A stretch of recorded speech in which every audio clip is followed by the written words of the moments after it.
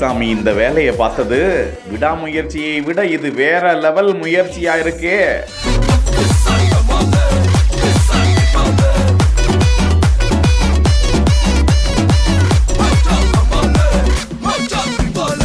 பொக்கை வாய் பாட்டிகளின் பக்காவான டான்ஸ். சவதிகா பாட்டுக்கு பட்டே கிளப்பும் டான்ஸ்.